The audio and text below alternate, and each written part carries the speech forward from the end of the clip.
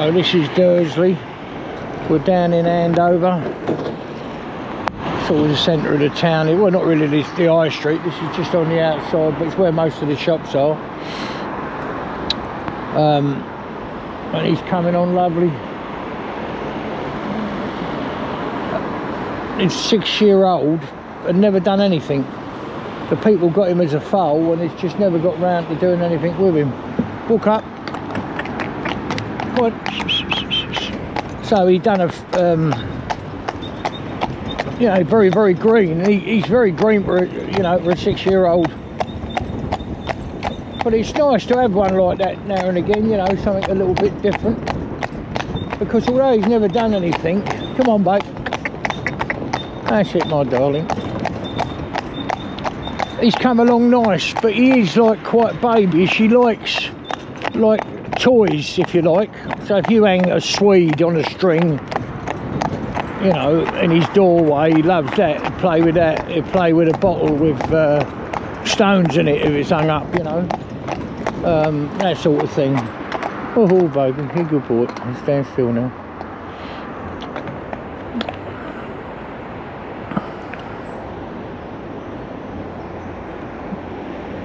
Go on in, babe.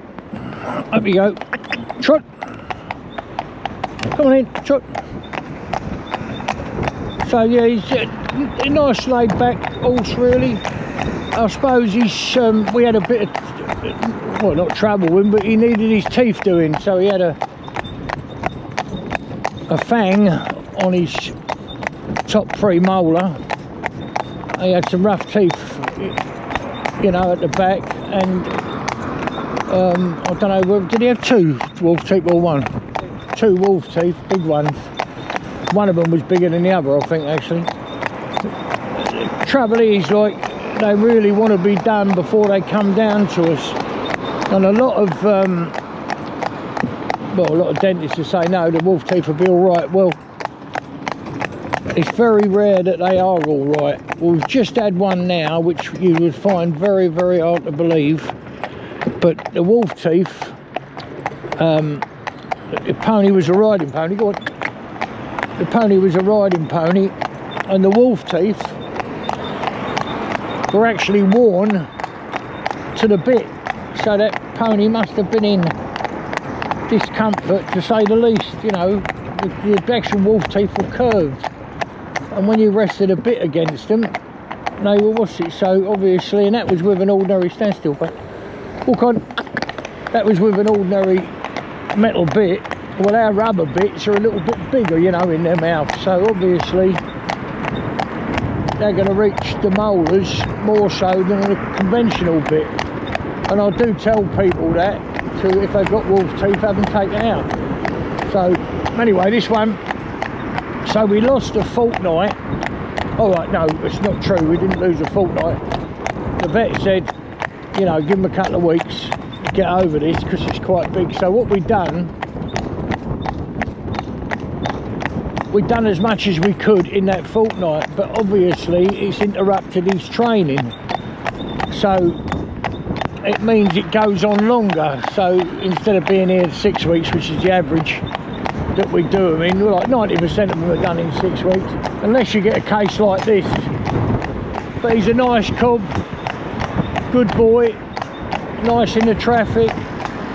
We had one thing, I'll phone the owner up and just asked them if they'd ever encountered, because the other day, oh no, a little while ago now, he was going down the road and there'd been some haylage dropped off of a lorry, obviously fell off a tractor or a lorry, you know, wrapped in polythene. Now they've been there for a year, never been picked up, they're on the side of the road. And he'd been past them several times, and I thought he reacted to them strangely, and he went, you know, out across the road here, you know, like away from them, like frightened of them. But I spoke to the owner, he said no, he'd never experienced it, and also he'd been past them, so he'd seen them and he'd never reacted at all to them. But he was on his own this time, and obviously that's a bit different to being in a pair. But he'd been on the inside, been very close to him, but it might not have been that at all. it might have been down there. You got a lot of deer, a lot of small deer, muntjac, you know. It could be that he saw or heard something that we don't necessarily. I mean, they're hearing so much better than ours that you think to yourself, did he hear a rustling or did he see it? I don't know, but he just moved over there. But the owner said no, he'd never done anything, never seen anything, just been around the farm and saw what was there, you know, and he's never done it since. So just, I don't know.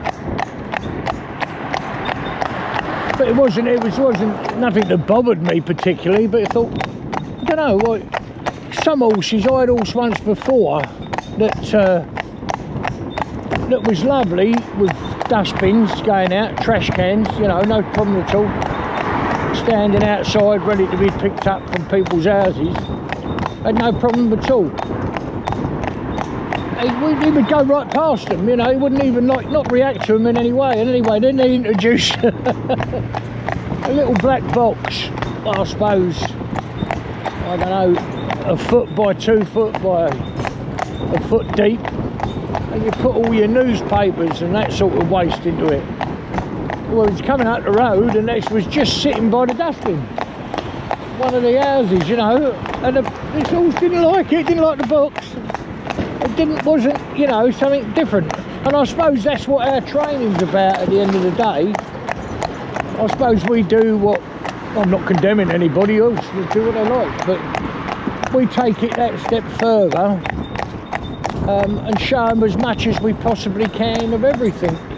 Every mortal thing you could possibly think of, we show them. People say you're mad standing up on a motorway bridge.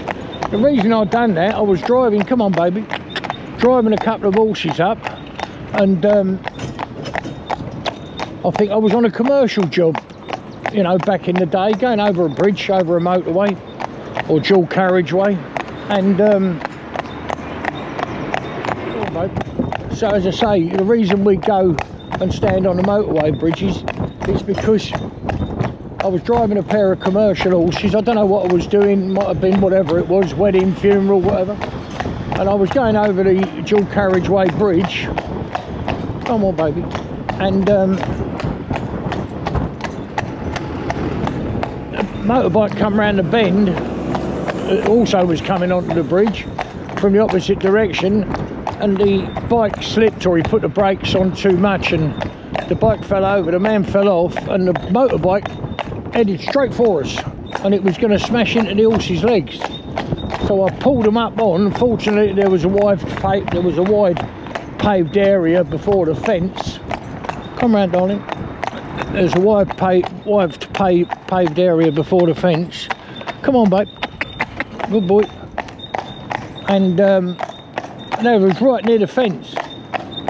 So that's why I do that now, because if anything come round, you know, or if something happened on a bridge, you want to know that they will go over that far. I mean, obviously, you know, on 90% of bridges, there's a good big strong fence there, but at least you know to go over if something ever happened like that again. It's exactly the same as when we drag a piece of metal.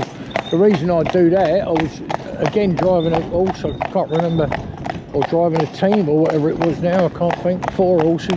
I think it was definitely a pair anyway, it might have been 4.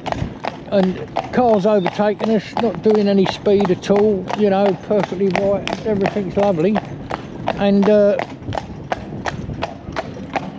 come up babe, come round darling.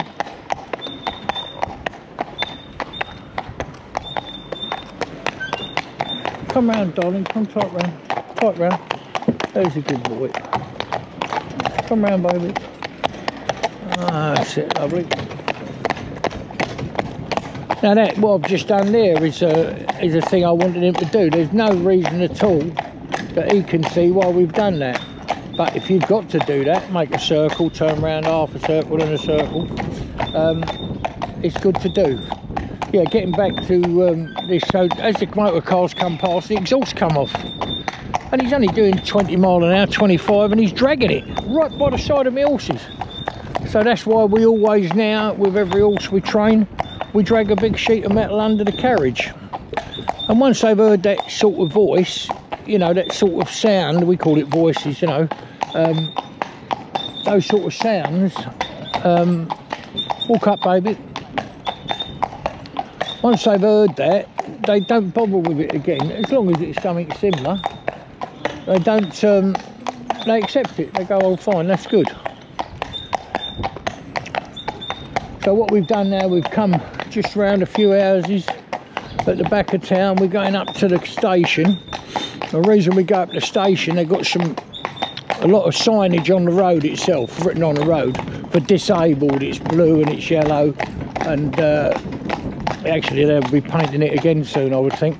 But it's still nice colours that he can walk over and get used to.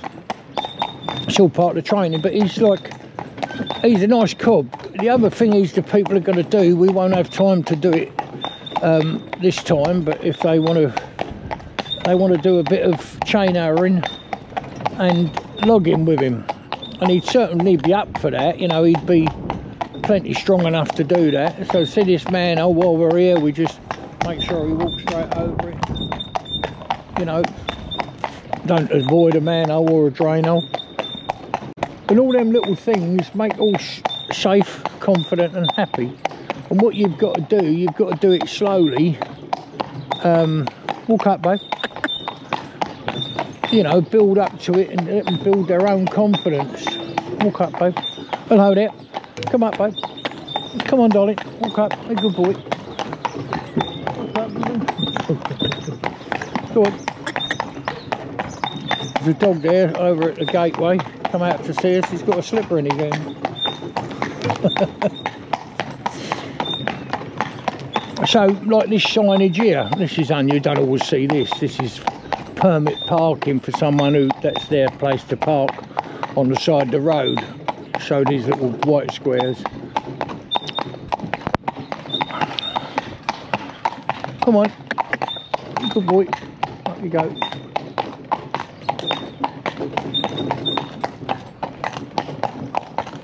Can't believe you got a little road like this, and you know, not more than a few hundred metres away, I don't know,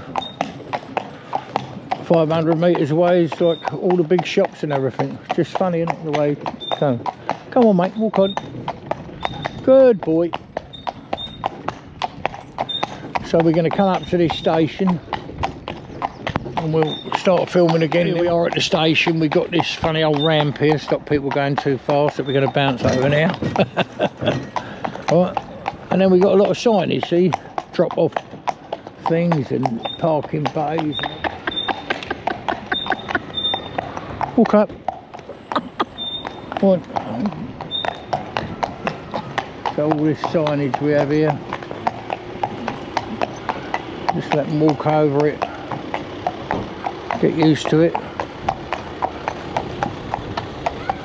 And it doesn't mean that you see there, just walk on it when they first see it, and also you see some colours quite vividly and other colours merging one into another.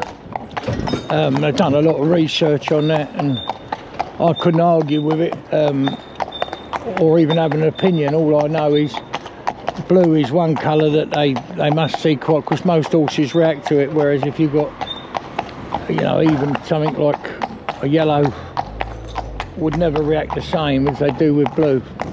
Now you could argue that there's much less blue around, certainly in this country that's true, there's much less blue, but when you're training them in the arena, if you've got stuff that's hanging down that's blue in colour, they don't like it. It takes a little bit longer for them to get used to it, so I think it's that they see blue quite strongly. Stands out a bit, I suppose, a bit like, I don't know, but a bit like they always say white and black, very striking, but then they found after that yellow and black is more so, and that's why you use yellow and black tape now for an area you're not to walk on, etc., like that. Go on, my lad, just walk, that's lovely.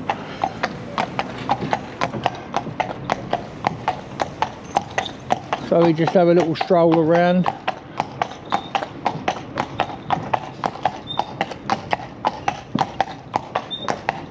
and then we'll go back out on the main road round by all the shops, you know, like the food stores. Come on, my baby boy.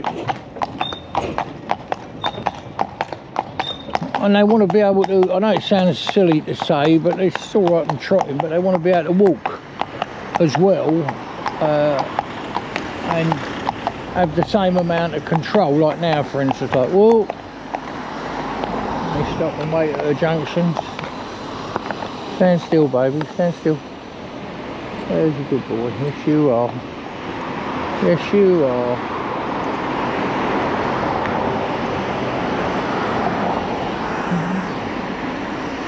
Walk, baby, walk.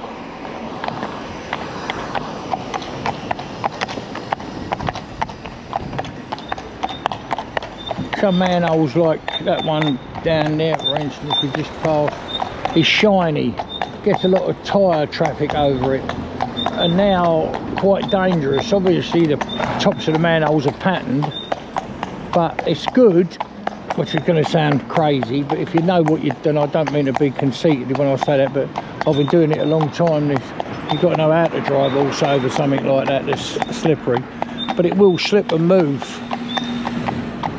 You know, their feet will slide on it. Well, that's a good thing for them to have felt and know, you know, and then walk over the next one when you ask them to is a good thing. Like, for instance, there's a manhole here just coming up to it. This is a prime example. So you see, half the manhole there is worn away, yeah? Can you see this side as we approached it, and the other side is much more prominent. So one side's got grip and one side hasn't. That's because on this particular stretch of road, this is lovely. See them buses coming past, these double-deckers.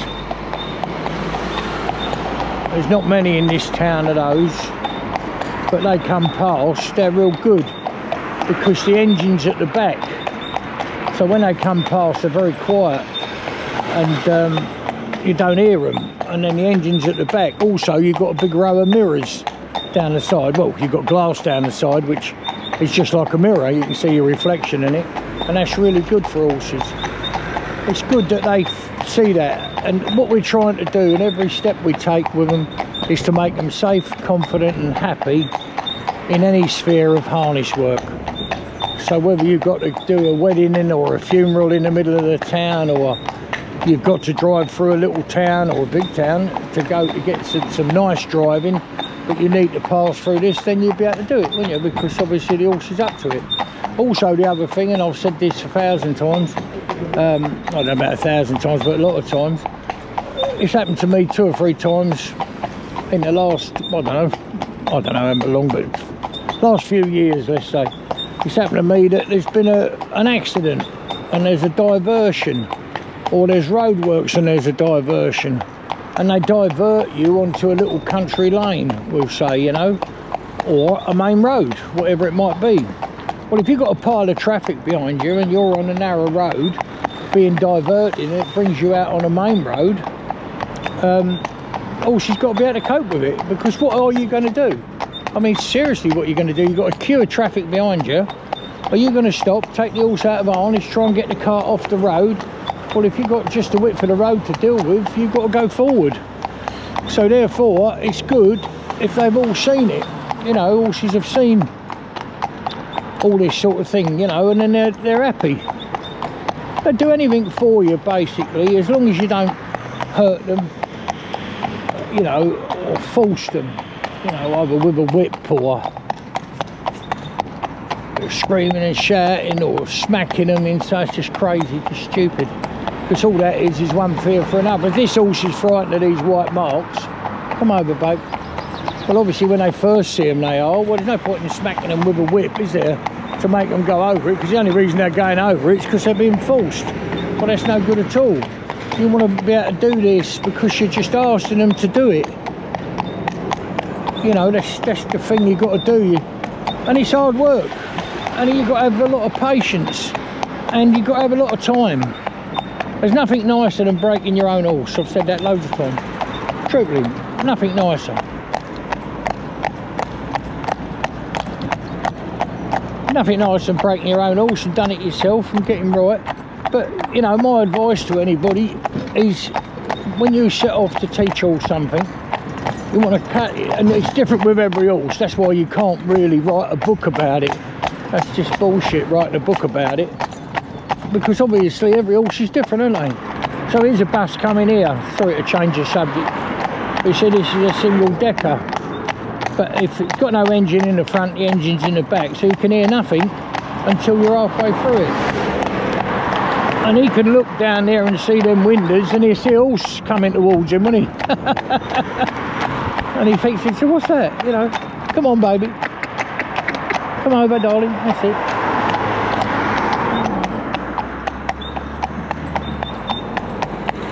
Like these drain holes here, you can't have him going round them. You've got to go, you know, if I want him to walk right, I can't get, you know, over close more than that really, because of the wheel going up the curb. But basically, you know, they mustn't be frightened of drain holes now. A lot of the time we don't realise what these horses can hear. I remember when I was a young man in London and I was driving horse-side horse, big pair of Shire horses, and a youngster and an old one. And this youngster went absolutely crackers, right in the middle of all the traffic. He was only walking along, and I managed to get him over, you know, and get him over to the side of the road, you know, other traffic that give me a space to get him over. And there was two of us driving, we were delivering beer in London, you know, trails, come up. And we couldn't make out what was wrong with him, just couldn't understand it, you know, there was no reason for it. He'd been out, he'd already done a couple of deliveries that week, and he was coming on beautiful, lovely, you know, seeing all the traffic and having a look round, and he was happy and contented, and he just went absolutely crackers.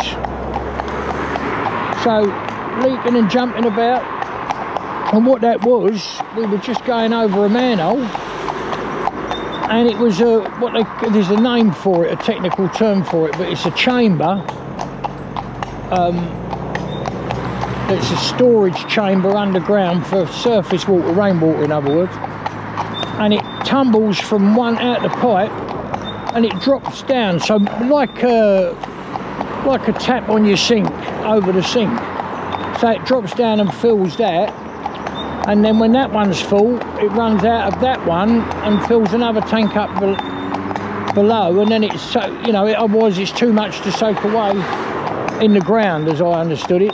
The man from the council explained to us what the job was, you know, and how we were doing. Go on, walk up, babe. Walk up.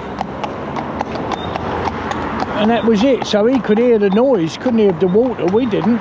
It was only when you stood over the manhole, you know, with and their ears are much, their hearing's a lot better than ours.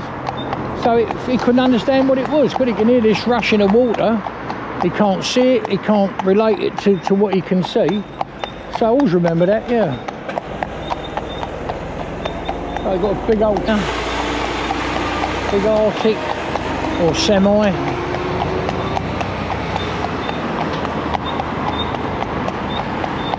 And he's just walking about, nice and happy and contented. Sun's come out now and warmed up a bit, which is nice for him. And he's just having a stroll. And if you know, you can trot them in this situation, obviously, of course you can, but this is a good thing to do. If I say to him now, well, babe, stand still, darling, that's a good boy. You good boy, yes you are a good boy. See yourself in there, look, can you see? You see yourself in the side of that motor car. Come on in. Up, boy. Trot.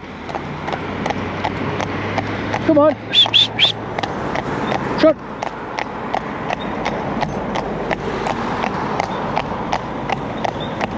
So we cross all these lanes with the traffic, but he's not really holding anything up. We're going with the flow. We're going slow, but we're going with the flow. That's what we try and do. you've got to be respectful to other motor, you know, the motor cars on the road and the other traffic in general. You've got to be respectful of. But your horse has got to be content. He's got to be happy. He's got to be like that. No rein on him, and he'll just trot up behind these. I'll just say to him, steady, baby. Steady. Good boy. Go on then, lad. Trot. Trot. Good boy. The other thing when I do when I'm training, I had 2 or 3 people over the years, maybe more, make a remark, you don't drive like that. Let me tell you something. I will tap these horses with the reins, and there is nothing wrong with that at all when you're training a horse. At all. Because I don't care how good you are as a driver and how knowledgeable these people are that tell me you don't do it like that. You will touch them like that one time, yeah? It'll happen. You know, something will happen and you'll end up touching them like I do. I don't hit them, I'm just touching them with the whip, with the, what's it now, later on, the correct way of driving. I'm perfectly aware of that, or what's accepted as a correct way of driving, which is to carry your whip in your right hand, to drive one-handed, and yeah, we'll do that. But right now it's no bad thing to be able to do that. Put the reins down the side there, let him feel all of that right in the middle of a load of traffic, yeah? You see what I mean? If he's never felt something, it's strange, and he will react to it. If he's felt it, heard it, done it, it's no longer, the fear goes with knowledge. You know, with the knowledge they learn that, oh yeah, I've done that, I've felt that before, yeah, that's all right, I can cope with that, thank you, I can cope with that, no trouble at all. Then that's, you know, it's easy, isn't it? So come on, babe, come over here, there's a good boy, come over, that's it. So I'll come over here to let as much traffic through as I can, because this is going into one lane now. So rather than hold everybody up behind me, the traffic lights are holding them up at the minute, but when the traffic lights go, they can come past.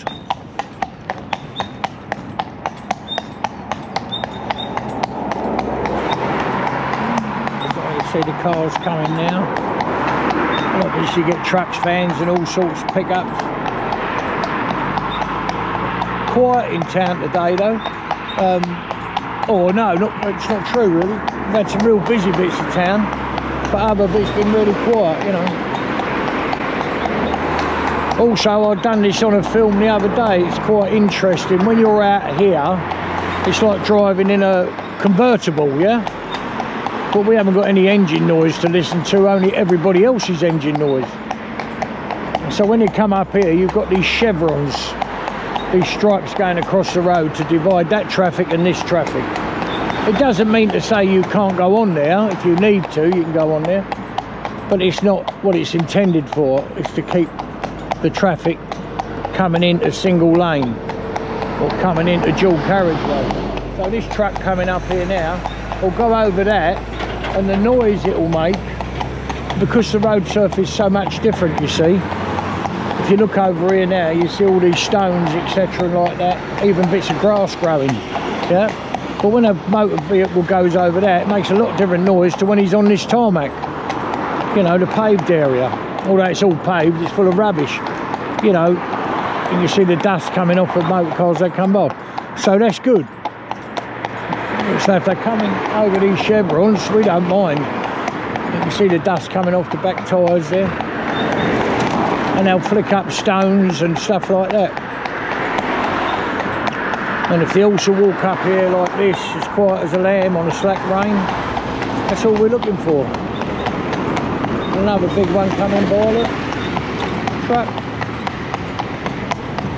A bit of old rubbish there down there, can you see? And when they go over that, it will make a noise. So, now some people would hog the road and stop anybody coming past. Be careful of my horse, that's no good. You know, horses should be trained to cope with anything on the public highway. You know, obviously it takes time to do that. It don't all happen in the first, what's it, we take 6 weeks to break horse from from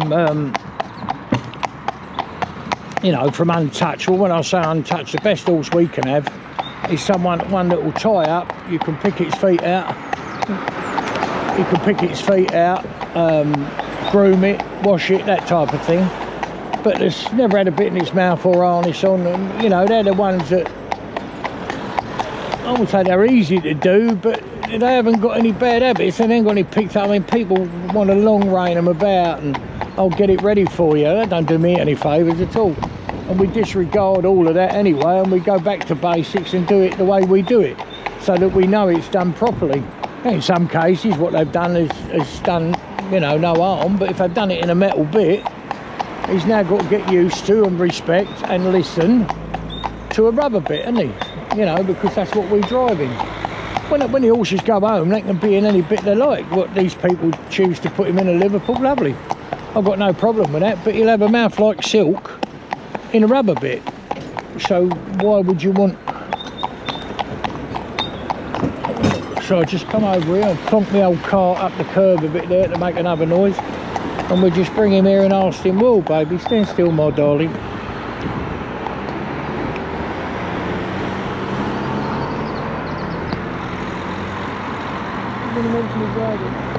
Yeah. What do you want me to say, mate?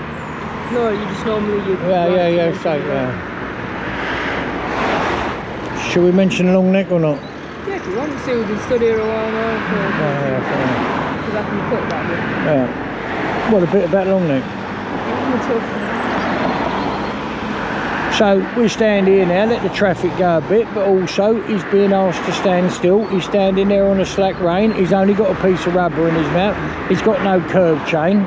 I'm not holding on to him, am I? I'm not pulling his head off, right?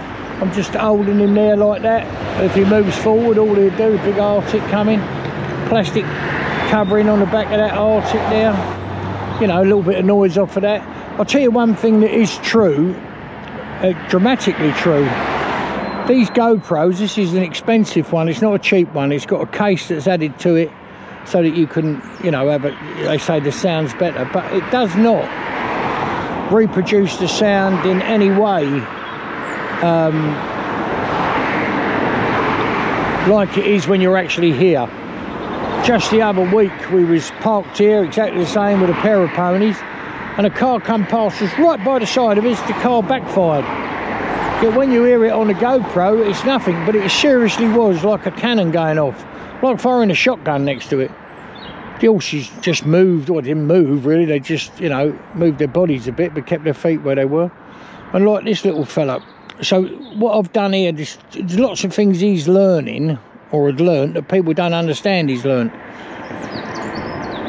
So when you go away from a junction and you're parked behind a car, when the car goes, he'll follow it, you know. They go, all right, the lights are changed.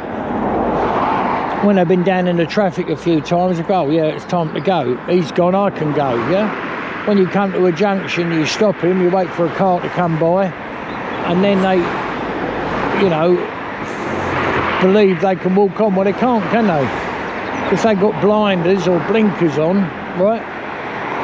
So how can they possibly know? They can't know that there's not another car coming, can they? Or someone on a bicycle. Or even these new electric cars that you can't hear at all. So when I asked him to stand here, he's got to stand here. He can't think, oh well, we've only stopped here till this traffic's gone, because sometimes what we'll do, we'll let, you know, maybe there's 10, 15 cars, I mean, not as many as that, but a few cars behind us, we'll stop, let them go, and then we'll pull out when the road's empty and continue our journey. You see that coming past it? Big old truck, isn't it? So he's still standing here on a slack rein. He's made no attempt to move forward, and that's what we're looking for, isn't it? Exactly that. Not because I'm holding him, right? The rein's slack. But if you look down there, you'll see he's got a leg at rest. So what I mean is he's standing on his toe a little bit, yeah, and his hips hanging down that side. So he's just resting his leg while we stand here. And there any horse that stands on three legs, what we call three legs, because he's got no weight on that one he's resting. He's just picked it up now. But he's not going anywhere, is he? He's not uptight or tense, because if he's standing on all 4 feet ready to move. So, and all these things you learn, it takes a long time, you know, and I seriously do mean this. I'd like another lifetime to learn more. I really would. And we think we know. Nice noisy motorbike, no reaction. And it's not because the horse is, you know, got his head on the ground and he's so tired he can't make another step and all that bullshit.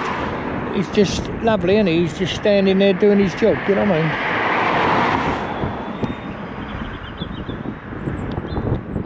We have, you know, I love comments on the films. The most important thing are comments.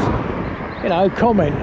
If you don't know something, then you're not daft, are you? You're not stupid. Because you don't know, you don't know.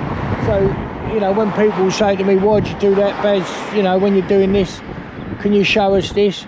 And I will gladly, you know, and we have question and answer sessions. The problem is, not a problem, but the question and answer sessions, when we've got time to do it, we do it. And also, we try and get it so we've got 20 questions, 30, 40 questions asked in the same question, or more or less the same question. How far can horse travel? What can horse pull in weight? Why do you use these particular shoes? Well, we don't use any particular shoe, like people think we use driving shoes. That's a load of nonsense. We drive the shoes that suit the horse. You know, like when they're here, they'll have 2 sets of shoes in 6 weeks. Yeah, I'm going to go home with a set that's all right to use, but they'll wear a set out in a month, no trouble at all. And that's not because they're driven, you know, hard or anything like that. It's gradually you do a couple of miles, 3, 2 or 3, maybe 4 sometimes. The next day you up it to 6, the next day you up it to 8. And if the horses are going all right, coping fine, you up it to 12. By the time they leave here, they'll be doing, well, they definitely do 14. They'll trot into town. We'll stop and have a coffee, either Stockbridge or this town. We'll stop and have a coffee, give them a drink, put the rugs over their back, and they'll stand there with all people around them, like market days and stuff like that, yeah. And it's all good experience for them. But he's a nice cob, this is. I liked him when he first come. He's a bit old-fashioned. So what I mean by that is his mane, yeah, he's not a coarse. He's not coarse, common horse, you know. He's got a bit of something about him.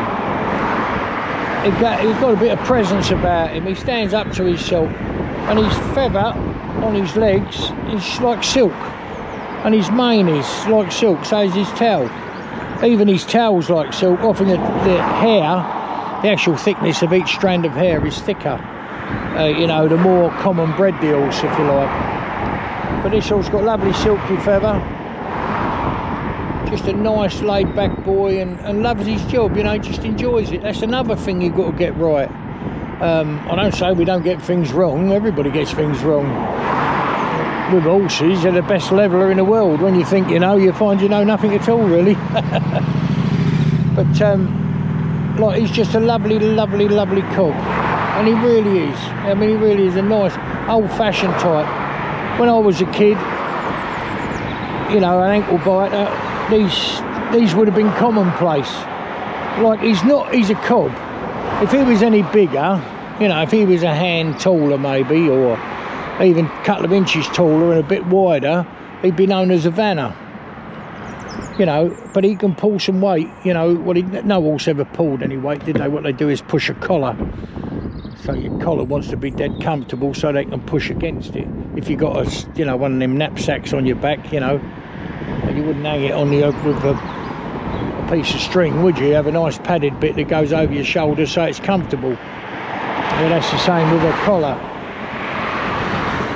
Like all our pads, we always put an extra pad underneath and another one on the collar and another one up behind their ears on their head, you know, little padded bits you can fix on. It makes them comfortable. They want to be comfortable. They're doing the work, they want to be comfortable doing it. And this is what makes them safe, confident and happy, and that's why we have, I suppose, I've been doing it a long time, but we've got like 100 on the waiting list or more, or over 100, well over. And a lot of people now book their youngsters in from foals, yearlings, 2-year-olds, because we don't take them till they've had their 3rd birthday, or within a month or so of that, you know. These ones here are good. When that's coming down weak, you can't hear it on there. But as that's turning round, going round, you can hear all the concrete slopping about inside. Makes quite a loud noise. So now we're going to move on. Walk on. Come up, babe, come on. Good boy. Good boy. There's my lad. There's a good baby.